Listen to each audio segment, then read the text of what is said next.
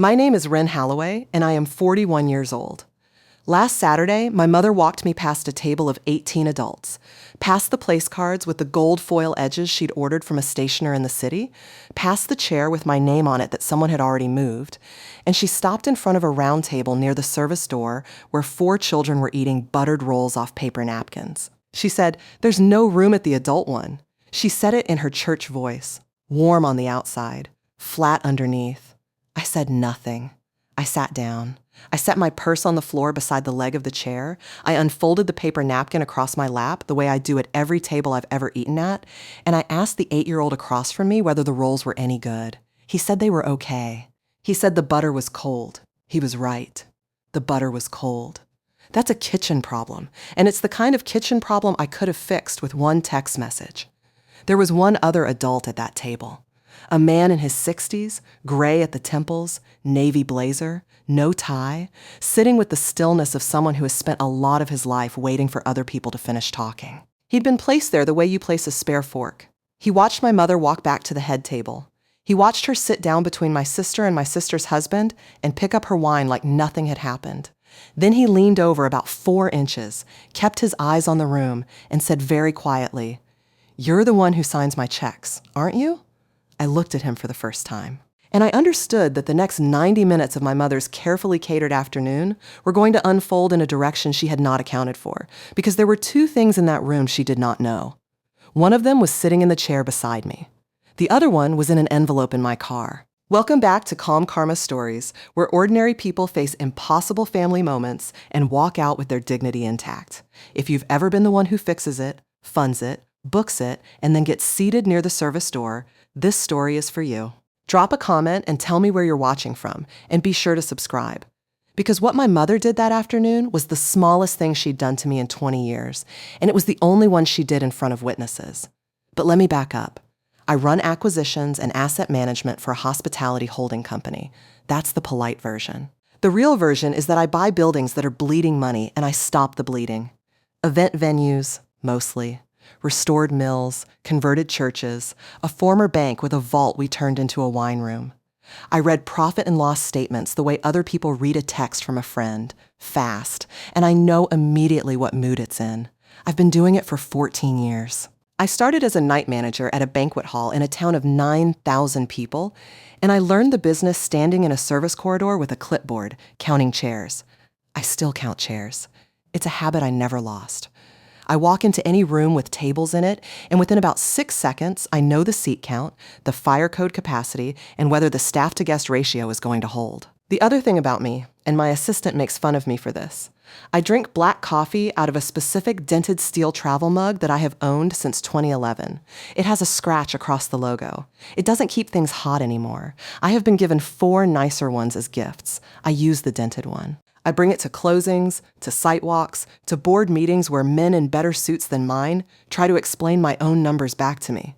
My sister Marguerite once told me the mug was embarrassing. She said it in front of her friends at a barbecue in 2019. She said, "Wren, you look like you're about to go fix a furnace." I said, "Sometimes I do. That's the shape of it." That's been the shape of it my whole life. Marguerite is 3 years younger than me. She was the one who cried prettily and got picked up. I was the one who was capable, which in my family was never a compliment. It was a job description. When our father left in 1996, my mother sat the 2 of us down at the kitchen table and told us that from now on we all had to pull our weight. Then she looked directly at me. I was 11. By 14, I was doing the grocery budget. By 16, I was the one who called the utility company when the disconnection notice came, because my mother said she couldn't take that tone from strangers. I got good at that tone. I got good at every tone.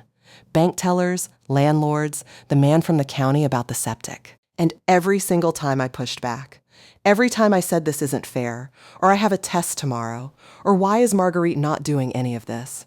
My mother would say the same 11 words. Halloways don't keep score, Wren. We just keep each other going. Halloways don't keep score. She said it when I paid for Marguerite's braces out of my restaurant tips at 19. She said it when I covered 3 months of my mother's mortgage in 2008 and never saw a dollar of it back. She said it at my grandmother's funeral when I asked, quietly, in a hallway, why my name wasn't on the program as a granddaughter when Marguerite's was. Holloways don't keep score. Here's the part that's hard to admit. I believed it for a very long time. Not because I was stupid, because believing it was cheaper than the alternative. The alternative was accepting that my family had assigned me a role in a story where I existed to make things work, and Marguerite existed to be celebrated for existing, and that no amount of competence would ever move me from one chair to the other. I kept paying, I kept fixing, and I kept a file. Not out of malice, out of habit. I'm an asset manager. I document. When I paid the mortgage in 2008, I saved the 3 wire confirmations. When I paid for the braces, I kept the orthodontist receipts because I was 19 and terrified of an audit I did not understand. When I flew my mother to Arizona for her hip consultation in 2016, and she told her church group that Marguerite had arranged everything, I did not correct her. I just saved the boarding passes. By 2024, the file was a plastic accordion folder, olive green, with a broken elastic band, and it lived in the bottom of a filing cabinet in my office under a folder labeled Home. MIS. I never looked at it. I want to be honest about that. I never once pulled it out and read it and stewed. That's not what it was for. It was for the day someone told me it hadn't happened. Let me tell you about the money, because that's where this actually turns. My grandmother, my father's mother, Adelaide Holloway, died in November of 2021. She was 91. She'd been a bookkeeper for a lumber company for 38 years, and she had a mind like a ledger. She was also the only adult in my childhood who ever looked at what I did and named it out loud. When I was 15, she watched me negotiate a payment plan with the electric company on our kitchen phone, and when I hung up, she said, "You're going to be dangerous someday if nobody talks you out of it." Adelaide left an estate worth about $2.4 million. Most of it was land. 140 acres outside a town called Petrel Bend, which nobody wanted in 1974 when she bought it, and which by 2021 sat 11 minutes from a new interchange. She left it in a testamentary trust. She named me sole trustee, not co-trustee, not trustee with my mother. Sole trustee, with discretionary distribution authority, and a letter of wishes attached that ran 2 pages in her handwriting. The letter said, among other things, that she had watched her granddaughters closely for 30 years and had concluded that one of them treated money as a tool and the other treated it as a mood. She did not name which was which. She didn't have to. My mother contested it. I want to be very careful here, because this is the part where people expect me to say she screamed. She didn't. My mother has never raised her voice in her life. She hired a probate attorney in the county seat, a man named Corbin Vesey, and she filed a petition alleging undue influence. That I had isolated a 91-year-old woman and manipulated her into a trust structure that cut out her own daughter-in-law and other granddaughter. The petition was 11 pages. It described me as the family member who managed Mrs. Holloway's affairs and correspondence. That was technically true. I drove her to appointments. I set up her pill organizer. I did her taxes for free for 6 years. They used every one of those things as evidence against me. The hearing was in March of 2022. It took 40 minutes. My grandmother had done what a bookkeeper does. She'd had the trust drafted by a firm 2 counties over, videotaped the execution, and obtained a contemporaneous capacity letter from her physician dated the same week. Judge dismissed it. My mother's attorney had to eat his fees because she'd hired him on contingency and there was nothing to contingent on. Afterward, in the parking lot, my mother walked up to me. Beige coat. Same as always. She said, "You've made this very ugly, Wren." I said, "I didn't file anything." She said, "Holloways don't keep score." I remember standing there with my keys in my hand and my dented mug on the roof of the car where I'd set it down and thinking, she believes that. She actually believes she's the one who doesn't keep score. We didn't speak for 11 months. Now here's the part that matters for what happened at that table. I did not liquidate my grandmother's land. That was everyone's assumption, that I'd cash out, buy a boat, become a person they could resent cleanly. Instead, I did what I do for a living. I looked at 140 acres, 11 minutes from an interchange, and I saw an asset that was earning 0 and costing $4,000 a year in property tax. In 2023, through the holding company I work for, we structured a joint venture. My trust contributed the land. The company contributed capital and operations. We built out an event venue on 12 of those acres. A working barn restoration, 3,000 square feet of interior, a garden ceremony lawn, parking for 200. We called it the Larkspur. It opened in April of 2024. I don't run it day to day. I don't stand at the door greeting people. I sit on the ownership side. I approve capital expenditures, I review the monthly P&L, and I sign off on the operating budget, which includes payroll, which includes the salary of the general manager, a man named Desmond Ochterberg, 63 years old, 31 years in hospitality, the last 8 running a country club before he got tired of golf, gray at the temples, navy blazer, no tie, the man at the kids' table. But we're not there yet. Let me back up again to February of this year, because that's when my mother called me for the first time since the parking lot. It was a Tuesday.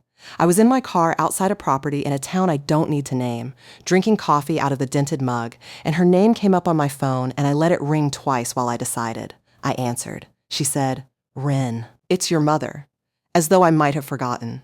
Then she said Marguerite was getting married. I said, "Congratulations." I meant it, in the flat way you mean things about people you've stopped expecting anything from. She said the wedding was in July. She said, and I'm quoting this as exactly as I can remember it, "I know things have been hard. I don't want to go to my grave with this between us. Marguerite wants you there. She specifically said your name." That last part was a lie, and I'd like to tell you I knew it immediately. I didn't.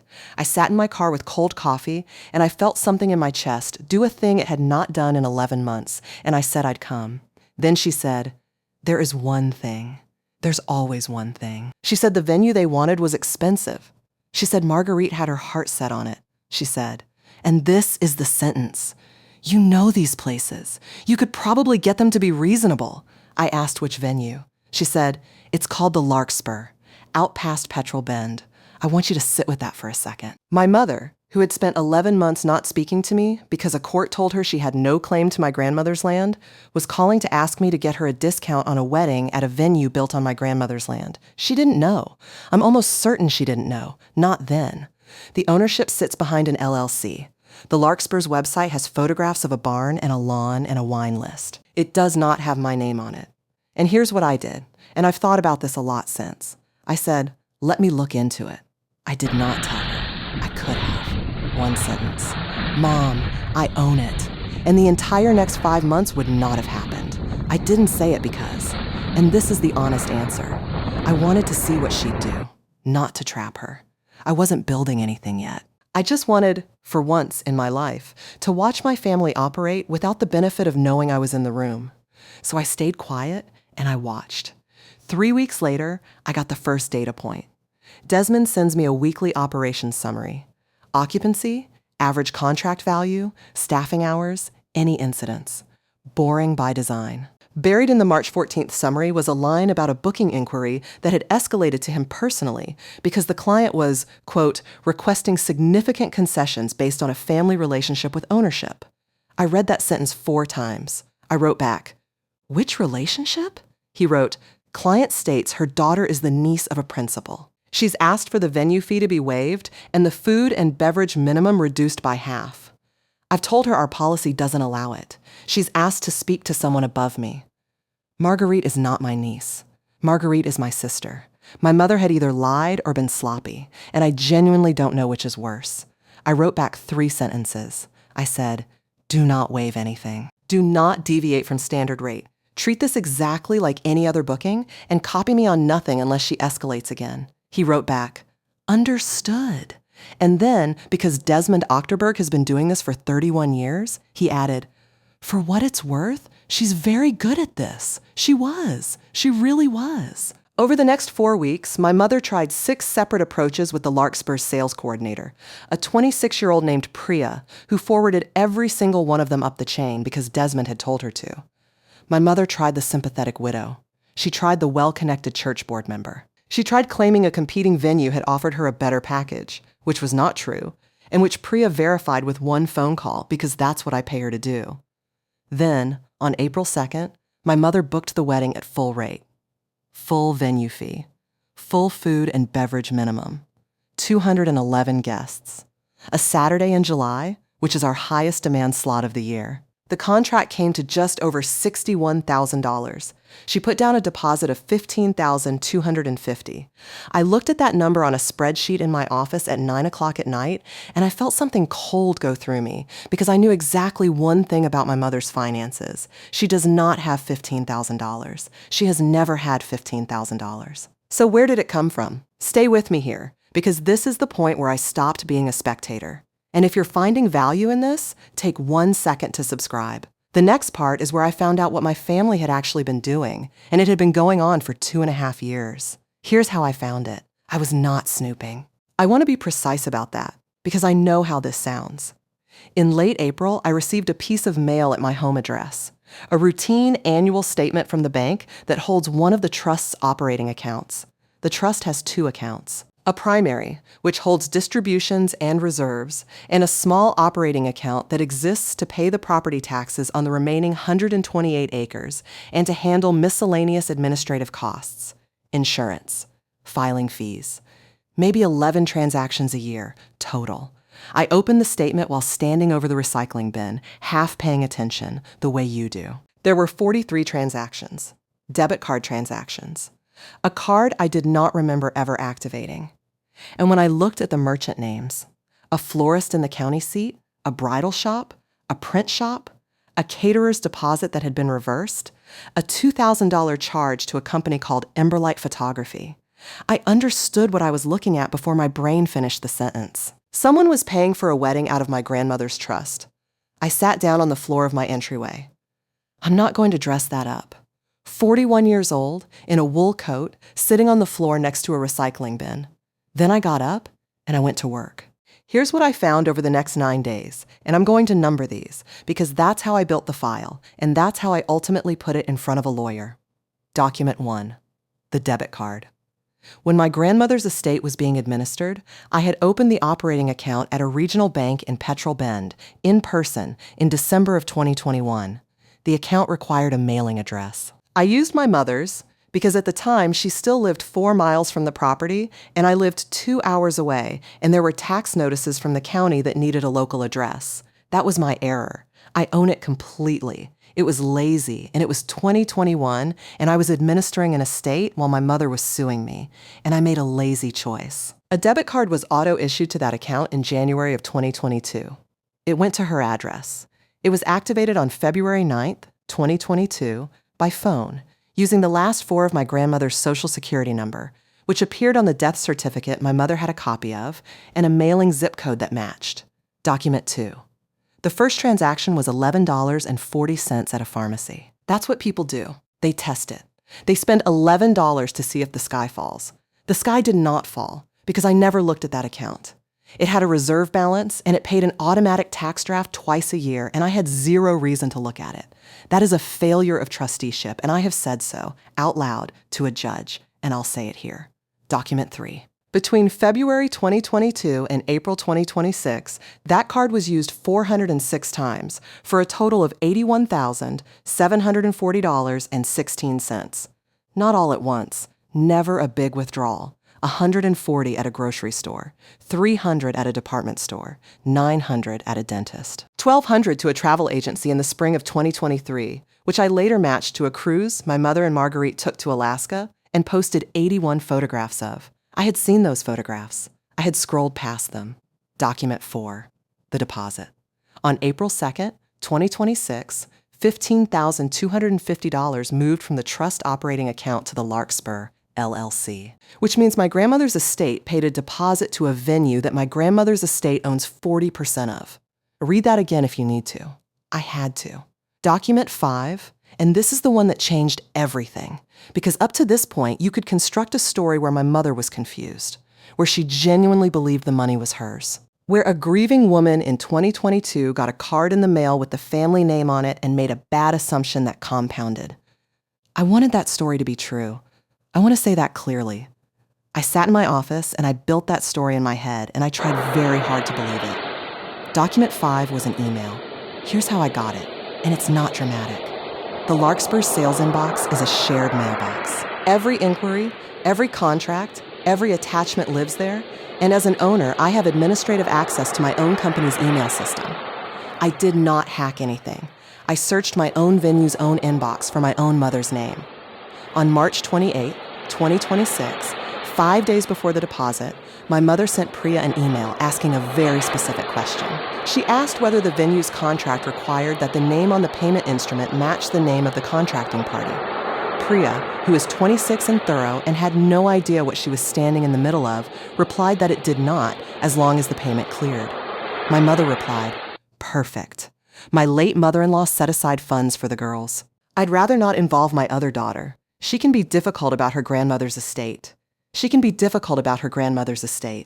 There it is, in writing, time-stamped, in a mailbox I own, on a server I pay for. She knew whose money it was. She knew I would object. She structured the payment specifically to avoid me finding out. That's not confusion. That's a plan. I printed it. I printed all of it. 406 transactions across 4.5 years, sorted by merchant, by date, by amount. 51 pages.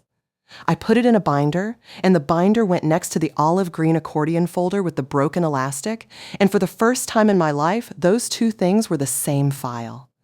Then I called a lawyer, not my probate attorney. A woman named Odile Ferrante, who does fiduciary litigation, meaning she spends her professional life on cases where someone did something with money that wasn't theirs.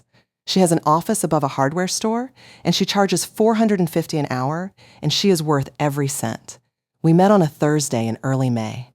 I brought the binder and the dented mug. She read for 40 minutes without speaking. Then she took off her glasses and said the sentence I've thought about every day since. "You understand that, as trustee, you don't have the option of forgiving this." I said I didn't follow. She said, "It's not your money. It's the trust's money. You have a fiduciary duty to the trust and to its beneficiaries. If you know that $81,000 has been misappropriated and you choose to do nothing, you've breached your duty. Personally, you'd be liable for it." I sat there with that, because here's what my mother had done, without meaning to, and this is the thing I don't think she ever understood about me. She hadn't just stolen from me. If she'd stolen from me, I could have let it go. I have let so many things go. I let go of 11 years of mortgage payments and orthodontia and a name missing from a funeral program. She stole from a structure. And a structure doesn't have feelings to hurt or a mother to protect. A structure has terms. Odile laid out the options. 1. Criminal referral. Elder financial exploitation statutes or straight larceny. The county prosecutor would probably take it. The paper trail was clean, and the email was, in her words, the kind of thing that makes a prosecutor's weak. 2. Civil action. Sue for recovery of the misappropriated funds plus interest, with a lis pendens against any real property my mother held. 3. Freeze and demand. Lock the account, issue a formal demand letter, and give her a defined window to repay before escalating. I asked how long option 3 would take. She said a demand letter with a 30-day cure period was standard. Aggressive, but not punitive. I did the math out loud. It was May 8th. 30 days from the date of service put the deadline at roughly the second week of June. The wedding was July 18th. Odile watched me do that math. She said, "You could also wait." I asked what waiting bought me. She said, "Nothing legally. Everything practically. Right now she thinks the deposit cleared and she's home free. In 60 days, she'll have made every remaining decision, signed every remaining contract, and told every person she knows. If she can't cure the demand, the consequences land where the audience is." I want to be honest about the next 30 seconds of my life because I think about them a lot. I could have served her in May. Quiet letter, quiet repayment plan, quiet end. Nobody would have known. She would have canceled the venue, downsized the wedding, told her church group that Marguerite wanted something more intimate, and I would have gone back to being the difficult daughter who ruins things. That's what would have happened. I know it the way I know a P&L, and I chose not to. Not out of cruelty. I want to be precise about my own motives because I've had a long time to examine them. I chose to wait because in 29 years of being the one who fixed things quietly, every single fix had been absorbed into a story where I was the problem. The mortgage payments became, "Wren thinks she's better than us." The lawsuit I didn't file became, "Wren made this ugly." My competence became my crime. I was tired of the private version, so I said, "Serve the demand on June 10th. 30-day cure. Deadline July 10th, 8 days before the wedding. Odile wrote it down. Then she looked up and said, "You're aware she'll come at you between now and then." I said I was counting on it. Here's what happened in the interim, and it's the part that still turns my stomach a little because it was almost sweet. My mother started calling me. Not once. Weekly. Warm calls. Long calls. She asked about my work. She asked, for the first time in 6 years, whether I was seeing anyone. In late May, she sent me a photograph of a dress and asked what I thought, and I said it was beautiful, and it was. She was managing me. I knew that. She was keeping me warm so that I'd show up in July and be normal and not make anything ugly, because a wedding with a missing sister is a story people ask about. But somewhere in those 8 weeks, she also asked me a question I don't think was strategic. She asked whether I remembered the summer we drove to the coast in the Buick with no air conditioning, and the radiator light came on outside a town called Fenwick, and I got out and refilled it from a gas station jug because I was 13 and I'd read the manual. She said, "You always knew how to fix things." I said, "Somebody had to." She said, "Halloways don't keep score, honey." 3rd time. Different room, different decade, same 11 words. And I understood, finally, what the sentence actually meant. It's not a philosophy. It's an accounting instruction. It means I am going to run a deficit and you are going to fund it, and neither of us is going to write it down. I said, "I know, Mom." Then I hung up and I emailed Odile and I said, "Proceed as planned, June 10th. Process server, personal service, 2:40 in the afternoon at my mother's front door." Odile called me at 3:15 to confirm. She said service was clean and my mother had accepted the envelope and closed the door without opening it. I waited for the phone call. It came at 6:02. She was crying. Real crying. My mother is not a performative crier, which is part of what makes her effective. She said she didn't understand. She said this was a misunderstanding. She said the account was family money and she'd assumed. She used that word 4 times. Assumed. I said, "The email to Priya, Mom." Silence. About 4 seconds of it. Then she said, "That's private." I said, "It's on my server." More silence. And then the thing I'll remember for the rest of my life. Her voice changed. Not louder, just. The warmth went out of it, like a thermostat clicking off. And she said, in an entirely level tone, "You've been sitting on this," I said, "for 5 weeks." She said, "You let me plan the whole thing." And I said, "You let me pay for it." She hung up. I did not hear from my mother again until the afternoon of the wedding. But here's what my mother did not know. She did not know about Desmond. Let me tell you about him properly, because he's not a device in this story. He's a 63-year-old man with a bad knee who has run rooms for 3 decades and who called me on June 30th about something that had nothing to do with any of this. He called about a seating chart. The Larkspur's contract includes a standard clause about final headcount and floor plan submission. Due 14 days out, non-negotiable, because it drives the kitchen order. My mother had submitted hers on time. 211 guests, 22 tables. Desmond called me because of table 22. He said, "I've got a table by the service corridor labeled Children in Wren." He said it flatly. He said it the way you'd report a fire code violation. I remember I was in my kitchen. I remember I set the mug down on the counter very carefully because my hand had gone strange. I said, "Say that again." He said, "Table 22. 4 children, ages 6 to 11 per the meal counts, and 1 adult entree. The adult is labeled Wren H. It's the only table in the room without linen specified. She declined the upgrade for that table specifically. She declined the linens. 211 guests. 21 tables with ivory floor-length linen at $11 a cover. 1 table with the house standard, which is a plain white cloth, because it saved her $44. I want you to understand that this was not an oversight. Somebody sat down with a floor plan and a pen and made $44 worth of decision about where I would sit. Desmond waited. Then he said, "I'm told you're a Halloway." I said, "She's my mother." And he said, "And this is a man who has never once in 2 years said anything to me that wasn't operational. Do you want me to move you?" I said, "No." He asked why. I said, "Because I want to see it." There was a pause on his end. Then he said, "Then I'm sitting there too." I said that wasn't necessary. He said, "Miss Halloway, I've worked 240 weddings at this property. I sit where the problems are." Then he said, "Also, if I'm at that table, there's an adult witness at that table. I hadn't thought of it that way. He had. 31 years. So here's the state of play going into July 18th.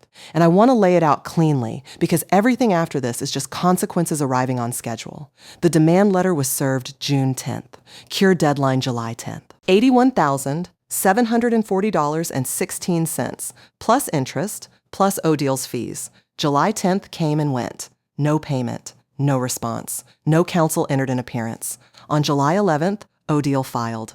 Civil complaint in county court, breach of fiduciary duty, conversion, unjust enrichment, and a claim under the state's financial exploitation statute. She also did 2 administrative things that took about 11 minutes total and mattered more than the lawsuit. She notified the bank in writing that the debit card had been fraudulently activated and used. The bank closed the account and froze the card that afternoon, pending investigation. And she sent a copy of the complaint to the Larkspur's registered agent, because when a party to a contract is the subject of a conversion claim involving the funds used to pay that contract, the vendor has to know. Which meant that on July 11th, 7 days before the wedding, Desmond Ochterberg received formal legal notice that his client's $15,000 deposit was allegedly stolen property. He called me within the hour. He asked one question. "Are we canceling?" I said no. He said, "Then I need to know how you want the balance handled." Because here's the thing about a wedding contract, and it's the thing my mother, who has never run a business, did not understand. A deposit is not payment. A deposit is a placeholder, the balance. In this case, $45,750 is due in full, in cleared funds, 72 hours before the event. 72 hours before an 11 a.m. ceremony on Saturday, July 18th, is 11 a.m. on Wednesday, July 15th. That was my ticking clock, not the wedding. Wednesday at 11. I told Desmond, standard policy, no deviation, same as any client. He said, standard policy is that if the balance isn't cleared by the deadline, we notify the client in writing. And if it's not cured within 24 hours, the event is subject to cancellation with forfeiture of deposit. I said, then do that. He said, Miss Halloway, I want to say one thing as your GM and not as your, he searched for the word, as your friend. If she doesn't pay and we cancel, you'll be the person who canceled his sister's wedding. That's the sentence people will say, not the 81,000. That sentence, I said, I know. He said, okay. And then he said, for what it's worth, I don't think she's going to pay. I think she thinks you'll fix it. He was right about that. God, he was right about that. Wednesday, July 15th. 11 a.m., the balance did not clear. At 11:04, Priya sent the standard notice from the sales inbox. Formal, templated, the same one we send to a tech company that misses a corporate gala payment. Balance outstanding, $45,750, cure within 24 hours, event subject to cancellation. At 11:40, my mother called the venue and asked for Desmond. He took the call. He told me about it afterward, and he told the court about it later, and both versions match, which is what happens when a man writes contemporaneous notes, because he's been doing this for 31 years. She said there'd been a banking issue. She said her account had been frozen by a family member, and that this was a private dispute that had nothing to do with the venue. He said he understood, and that the balance was still due by 11 a.m. Thursday. She said, do you know who my daughter is? He said, I do, ma'am. She said, then you know she'll take care of this. And Desmond Ochterberg, who I pay approximately $140,000 a year, and who I would pay double, said, that would be a matter between you and her, ma'am. The balance is due Thursday at 11. She hung up on him too. Thursday, July 16th, 11 a.m. $42,100 cleared. Not $45,750, $42,100, short by $3,650. Where did $42,000 come from in 23 hours? I found out later, in discovery, and it's genuinely one of the saddest things in this entire story. Marguerite's fiancé's parents wired it. They're retired school teachers from 3 states away. My mother called them Wednesday night and told them the venue had made an error and that she needed a bridge for a few days and would return it after the wedding from a family account. They sent their savings to a stranger's LLC on 23 hours' notice because a woman on the phone was crying about her daughter's wedding. They didn't have the last $3,650. That's why it was short. Here's what I did with that, and I've been asked about it more than any other decision I made. I authorized a partial payment exception. I called Desmond at 11:20 Thursday morning and I said, accept it. Waive the shortfall. Document the waiver as an ownership level exception, note the reason as good faith third-party payment, and proceed with the event. He said, you're sure? I said, those people didn't do anything to me. He said, understood. Then he said, she'll take credit for this. I said, she won't know it happened. So the wedding went forward. 211 guests, 22 tables, 21 with ivory linen. And on Saturday, July 18th, at 12:40 in the afternoon, my mother walked me past all of them and sat me at table 22. I want to describe the room because I've had 2 years of loving this room and I want to be fair to it. The barn was built in 1911. We kept the original beams and sistered them with steel you can't see unless you know to look up. The west wall is glass, 22 feet, and in July at midday, the light comes across the floor in a way that makes everybody look slightly better than they are. The ceremony had been on the lawn at 11. Marguerite was beautiful. I mean that without a single grain of sand in it. She was genuinely beautiful. And when she said her vows, her voice cracked and I felt something in my throat and I hated it a little. I'd arrived at 10:40. I'd parked in the staff lot out of habit. In my car, in the passenger footwell, was a manila envelope containing 3 things. A copy of the filed complaint, the 51-page transaction ledger, and 1 printed email dated March 28th. I did not plan to use it. I want to be clear. I brought it the way you bring a spare tire. At the ceremony, I sat in the 4th row on the right. Nobody had assigned me a seat outside because the lawn is open seating, which meant for 40 minutes I was simply a guest. Then we moved inside for the reception, and my mother was standing at the entrance with the seating chart on an easel, and she saw me, and something happened in her face that I've decided was relief. Relief that I'd come. Relief that I hadn't made it ugly. And then she took my elbow, warmly, the way she has taken my elbow my entire life, and she walked me across the room. Past table 4, where my cousin Landry sat with an empty chair beside her. Past table 1, where there was. And I counted, because I always count. An open seat between my Aunt Rosalind and a man I didn't recognize. To table 22. Plain white cloth. 4 children. 1 adult entree. There's no room at the adult one. I sat down. Here's what she didn't know. She didn't know that the man she'd seated next to me, the extra, the vendor she'd been told to feed and had grudgingly assigned to the leftover table, was the general manager of the property.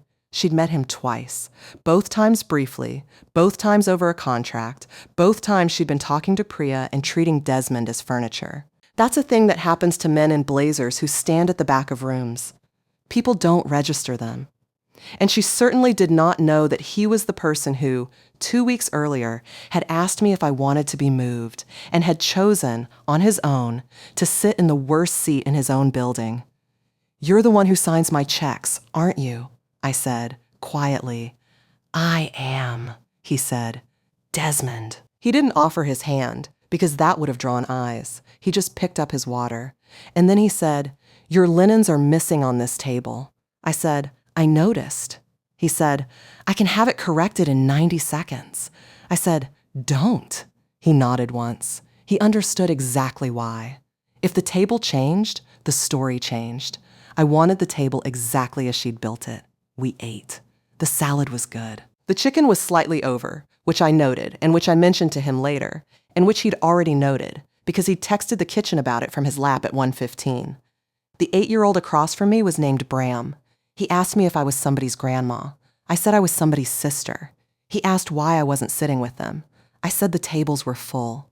He said, "There's a chair over there," out of the mouths of 8-year-olds. At 2:20, the toast started. My mother went third. She stood up at the head table with a glass of the house Prosecco, which I select, personally, at $14 a bottle wholesale. And she gave a 5-minute speech about family. She talked about sacrifice. She said the word twice. She said that raising 2 daughters alone had taught her that a family is a thing you build with your hands, and that you don't keep track of who carried what. And then she said it. Because Halloways don't keep score. 4th time, in a room of 211 people. Into a microphone I own. I want to tell you I felt rage. I didn't. I felt something closer to the sensation of a number finally reconciling. Like when you've been hunting a variance for 3 hours and you find the transposed digits and the columns snap into balance. Desmond, beside me, did not move. But he set his glass down without drinking. Then my mother said, "And I want to thank the Larkspur for making this possible." There was applause. And I understood that this was the moment she had built, not the seating chart. The seating chart was just housekeeping. This was the moment, the beautiful room, the 211 witnesses, the daughter she'd sued sitting by the service door among children, and the venue itself. My grandmother's land, my building, my Prosecco. Absorbed into her speech as something she had provided. She was going to walk out of this room having won. And in about 4 minutes, she didn't. Here's how it actually happened, and I need you to understand that I did not stand up. I did not tap a glass. I have never in my life made a scene, and I did not make one that day. At 2:31, the bar closed for the toast reset. Standard. It reopens at 2:45. At 2:44, my mother went to the bar with her sister and ordered a bottle of something that was not on the package. Our packaged bar covers house wine, domestic beer, and well spirits. Anything else is a cash bar item, run on a card, per the contract she signed in April. She handed the bartender a card. She'd been handing that bartender a card all afternoon, actually. Twice earlier, for 2 rounds of a top-shelf bourbon that her brother-in-law likes. Both had gone through fine. Different card. Personal Visa. This time she handed him the blue one. The debit card from the trust operating account. The one that had been closed by the bank on July 11th. I don't know why she still had it in her wallet. Odile thinks she'd stopped distinguishing between her cards years ago. Desmond thinks she reached for the one she'd used for every wedding expense for 4 months out of pure habit. I think it's simpler than either. I think she didn't believe it was really closed. I think she believed, the way she has believed my entire life, that I would fix it before it mattered. The card declined. That happens. That happens 6 times a night at any bar in America, and it means nothing. But our POS system does something specific, and it does it because I approved the configuration in 2024 for reasons that had nothing whatsoever to do with my mother. When a card is declined with a specific response code, code 04, pickup card, or a fraud flag decline, the terminal doesn't just say declined. It prints a slip with a message for staff, and it pushes an alert to the manager on duty's handheld. Because a fraud-flagged card at a venue that runs $60,000 through a bar in a season is something a manager needs to know about in real time. Desmond's phone buzzed on the table beside my water glass. He looked at it for about 2 seconds. Then he stood up, buttoned his blazer, and walked across the room. I did not follow him. I stayed at table 22 with Bram and the cold butter. Here's what happened at the bar, reconstructed from Desmond's incident report, the bartender's statement, and about 9 cell phone videos that various guests took, and that I have never watched more than once. He asked my mother if he could speak with her briefly. Quietly. He is very good at quietly, she said, loudly enough for the 11 people in the bar line to hear, "Is there a problem?"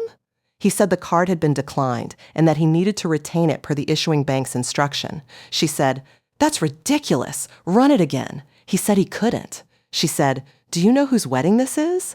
And Desmond Ochterberg said, "Level, unhurried, 31 years. Ma'am, I do. I also know that this property received formal legal notice on July 11th regarding the funds associated with this account. I'm not able to process this card, and I'm not able to discuss it further in this room." 11 people heard formal legal notice. My Aunt Rosalind was 4th in line, my mother said. And this is on video, and it is the last thing she said before it stopped being manageable. Wren is behind this. And Desmond said, "That would be a matter for you and her, ma'am." Then he stepped back, and he did the thing that ended it. He did not argue. He did not explain. He turned to the bartender and said, in a completely ordinary voice, "Sasha, next guest, please." Next guest, please. There is no comeback to next guest, please. There's no volume you can raise, no title you can invoke. The line moved. My mother was standing beside a bar that had resumed functioning without her, holding a dead card in front of her sister and 11 guests and a 19-year-old bartender who was already pouring somebody else's drink.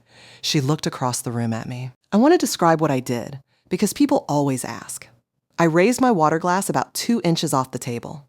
Not a toast, just an acknowledgement. The gesture you'd make to a colleague across a conference room. Then I set it down and I asked Bram if he wanted my dessert. She crossed the floor in maybe 9 seconds. Marguerite came off the dance floor behind her, in the dress, holding the skirt up. My mother stopped at table 22 and said, "What did you do?" Not a question. There was no question mark in it. I said, "I want to be careful because there are children at this table." She said, "Answer me." I stood up. Not fast. I picked up my purse and I said, "Not here. Outside." And that is the only reason this story doesn't end with a scene at a wedding. Because I walked out the side door, past the kitchen, into the service corridor where I learned this business 20 years ago, and out to the gravel lot, and they followed me. My mother, Marguerite, my Aunt Rosalind, and I found out afterward, my cousin Landry, who stood in the doorway and heard everything. Outside, in July, in the gravel. My mother said, "You canceled my card at my daughter's wedding." I said, "The bank closed that account on July 11th. I didn't cancel anything today." She said, "You've humiliated me."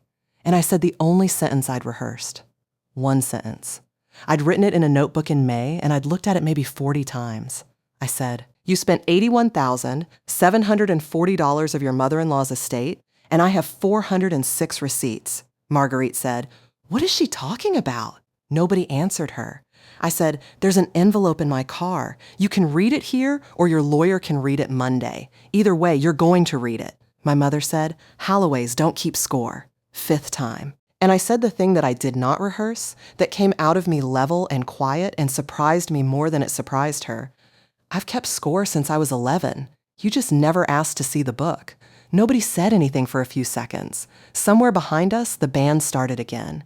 Then Marguerite said, "Mom, what money?" My mother did not answer her. That's how it ended. Not with a scream. With a bride in a gravel parking lot asking her mother a question and getting silence. I got the envelope out of my car and I handed it to Marguerite, not to my mother, because Marguerite was the one who'd asked.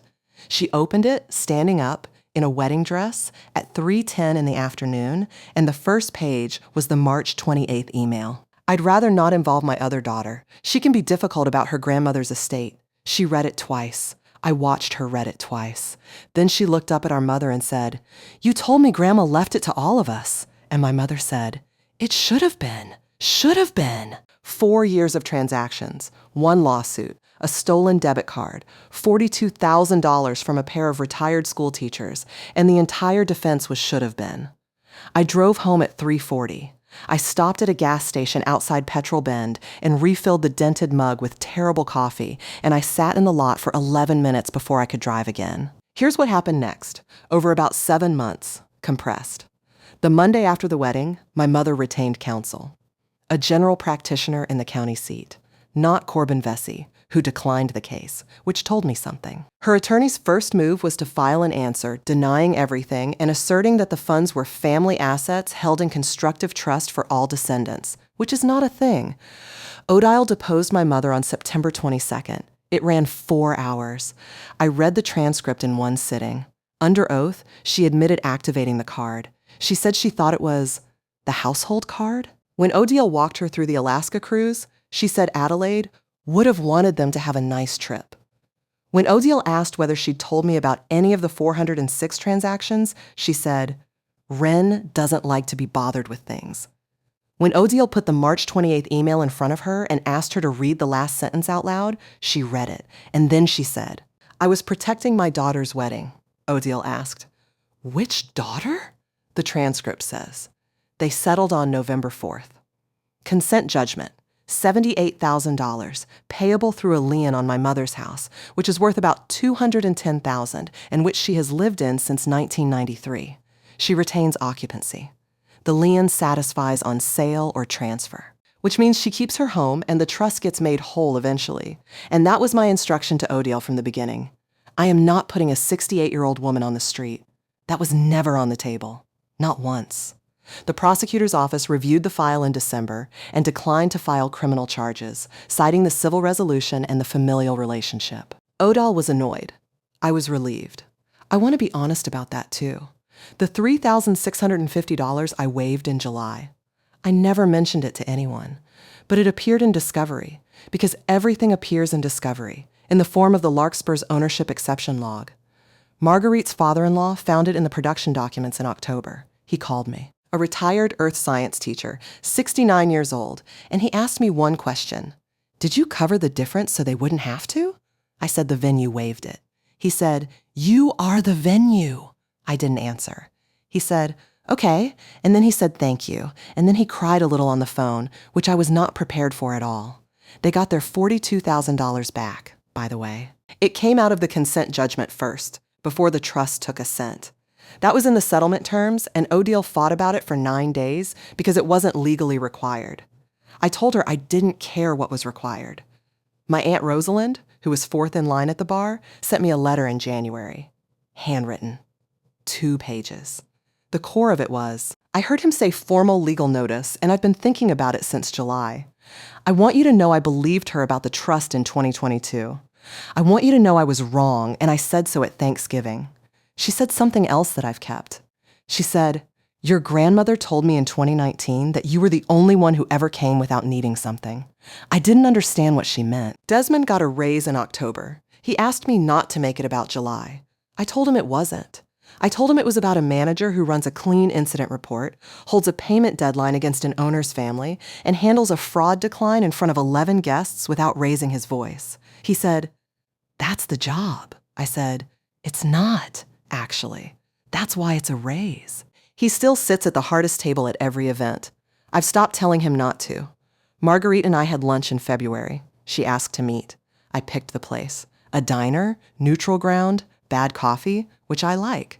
She said she'd known something was wrong in March when our mother wouldn't let her see the venue invoices. She said she'd assumed it was because our mother was embarrassed about the cost. Then she said, "I did want you there. She told you I asked for you specifically, didn't she?" I said yes. She said, "I never said that. She never told me she'd invited you until 3 weeks before."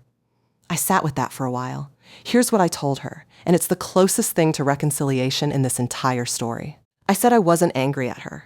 I said I'd spent 30 years being angry at the wrong person because it's easier to resent a sister than to accept a mother. I said I'd like to know her, if she wanted, but that there were terms. The terms were 3, and I'd written them down, because of course I had. 1. Any money that moves between us gets documented, not because I don't trust her, because undocumented money is how my family communicates, and I'm not doing it anymore. 2. She does not carry messages. If our mother wants to say something to me, she says it to me. 3. She does not ask me to fix things for our mother. Ever. Not the house, not the lien, not a hospital bill in 15 years. If that day comes, we'll deal with it as adults with a lawyer in the room. She said, "That's very cold." I said, "It's very clear. Those aren't the same thing." She thought about it for most of a cup of coffee. Then she said, "Okay, we have lunch every 6 weeks now. It's not warm. It's real, which is better than warm, and I'd never have believed that at 30. My mother sent me a card at Christmas, beige envelope. Inside, in blue ink, it said, "I hope you're proud of yourself." I put it in the olive green accordion folder. Item 32. I have not seen her. I don't know if I will. Odile asked me in November whether I wanted a no-contact provision in the settlement, and I said no, because I don't want a court to be the reason I don't see my mother. I want the reason to be me. Here's what I learned. The people who tell you not to keep score are always the ones who are losing. That sentence took me 29 years and $81,000 to arrive at, so please take it for free. "We don't keep track" is never a value. It's an accounting instruction issued by the party running the deficit. Anyone who is genuinely square with you will happily look at the books because the books make them look good. The second thing, your competence is not a debt you owe. I spent my whole life being told I was capable in a tone that meant, therefore you will handle it. And I internalized that so completely that when my grandmother left me 140 acres because she'd watched me be careful with money for 30 years, my own mother described it in a court filing as manipulation. Being good at something is not a moral obligation to be used for it. The third thing, and this is the one I'd put on a wall, dignity is not the same as silence. I was quiet for 29 years and I called it dignity. It wasn't. It was a subsidy. Real dignity is what Desmond did at that bar. He never raised his voice. He never explained himself twice. He didn't argue with a woman who wanted an argument, and he said, "Next guest, please." Calm isn't the absence of a response. Calm is the delivery method. And the last thing, sit down at the table they give you. I mean that literally. When my mother walked me to table 22, I could have refused. I could have stood in the middle of that room and made her explain, in front of 211 people, why there was no chair. And she'd have won, because she'd have been the calm one and I'd have been the difficult one, and everybody would have gone home with that. Instead, I sat down. I put my napkin in my lap. I ate the chicken. And I let her build the whole thing, all the way to the top, in front of every witness she'd invited herself. Sitting down is not surrender. Sometimes sitting down is just where you happen to be standing when the paperwork arrives. The Larkspur booked 91 events last year. We're on track for 104 this year. The chicken has improved. We changed the hold protocol in August. I still drink out of a mug with a scratch across the logo that a member of my family once told me was embarrassing. Table 22 still exists. It's still by the service corridor. But I changed one thing in the operating manual in September, and it's the only change I made because of any of this. Every table gets linens now. No exceptions, no upgrade tier, no $44 decisions. It's in the standard package. It costs us about $11,000 a year. I consider it money well spent. So let me ask you something, and I want you to actually answer in the comments, because I read them. Have you ever been given the seat nobody else wanted and sat down in it anyway, and found out later that you were the only one in the room who knew what the building was worth? Tell me. Tell me where you're watching from, and tell me what your family's version of "we don't keep score" sounds like. I want to hear the exact words, because I've come to believe every family has that sentence, and naming it out loud is most of the work. If this one landed, share it with the person in your family who always ends up handling it. The one who books the flights and calls the insurance company and gets thanked last. She'll know why you sent it. And subscribe, because next week I'm telling you about a woman whose brother forged her signature on a business loan and what she found in a storage unit 11 days before the bank called it in. Thank you for sitting with me. I'll see you in the next one.